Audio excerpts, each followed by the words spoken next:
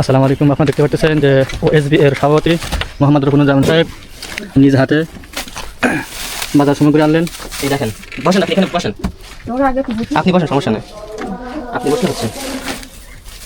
আবু আসবেন না, একটু থাকুক, মানে একটু পরে আমি পরে নিয়েছিলাম দিবাই।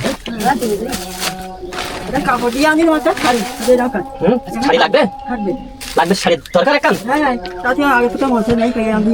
আসসালামু আলাইকুম। আপনারা একটা ক্লিপ দেখছিলেন যে দাদির জন্য, দাদির খাওয়া দাওয়ার কিছু ছিল না, তো আমরা বাজারে গেছিলাম। তো আমরা এই যে সামগ্রীগুলো আনছি, এখানে ওনার শুকনা খাবার আছে, এখানে শুকনা খাবার আছে, চাউল আছে 25 কেজি, এবং আনুষঙ্গিক জিনিসপত্র আছে, কাঁচামালটাল দিয়ে তরকারি, ওনার জন্য হুইল পাউডার, সাবান, আপনার যা যা লাগে সব কিছু আনছি। শাড়ি এবার দিয়ে নিয়ে আসবেন ইনশাল্লাহ, কিছুদিন আগে ইনশাল্লাহ।